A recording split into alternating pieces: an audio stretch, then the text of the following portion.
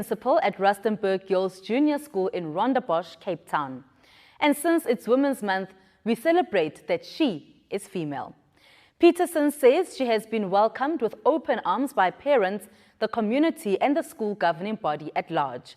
She says strides have been there at the school to transform, and while speaking to DBE TV News, she adds that communication and thorough, effective dialogue are the best ways to solve the challenges the school faces.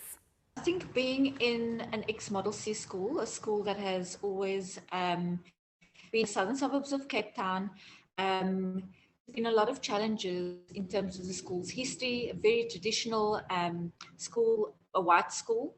And so obviously there's been lots of challenges along with other schools in the area about transformation and about being more inclusive and equitable. So stepping into a school where previously there's always been female principals, but they've all been white. And so stepping into a school being the first female of color has been challenging because of the history of the school.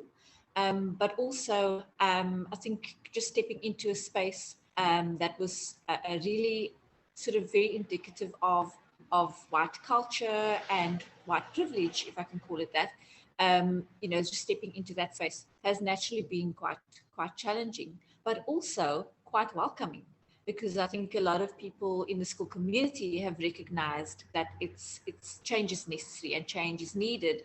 And particularly now in the world we're living in today, there is a lot of pressure on schools like ours to be more transformative. And so, yes, there have been lots of challenges, I think, generally just with people's mindsets and understanding what transformation is about. We often just think of the racial demographics, whether it's of the staff or the learners themselves, but it goes beyond that. It's about culture, it's about background, it's about socioeconomics, it's about religion, language, and a whole host of other things. So I think it's being aware of all of those things and how do we deal with all of that while trying to be inclusive. And so I think what I found challenging, but also very exciting, is the conversations and tackling issues and talking about them. And yes, we don't always agree. Sometimes there's misunderstanding, but I think, those are the challenges that we often face. And then we get held to account as well, which we should be. I think that's really important. Now, before we get into your successes, what has it been like being a woman in the basic education sector? I think in the basic education sector, a lot of our teachers are in fact women. There's a higher percentage of women than men. However, in leadership, there hasn't been as many women as men over the years, and that has started to change.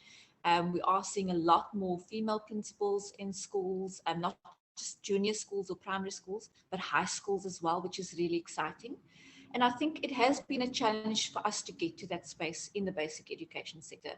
But I think there's been a particular intention by the education department to groom and develop young women or women teachers or heads of department to become deputy principals and principals in our schools. And so I stand on the shoulders of giants, of the women who've gone before me, who've paved that way. So I'm exceptionally grateful to them because I've not found it as challenging probably as they would have probably 10 years ago.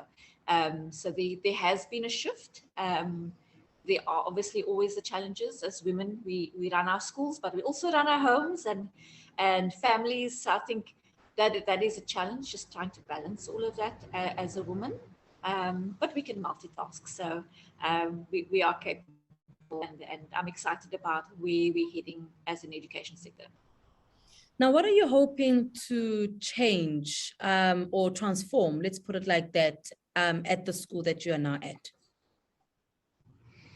I think for me, the real important thing is creating a sense of belonging and community.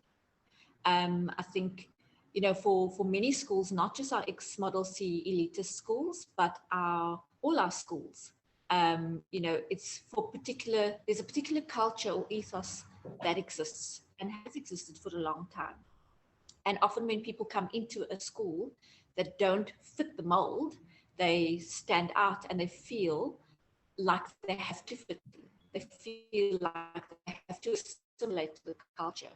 And so really what I would like to see for our school here at Rustenburg is that our children, but also our staff and our parents, don't feel like they have to part themselves at the gate when they walk in.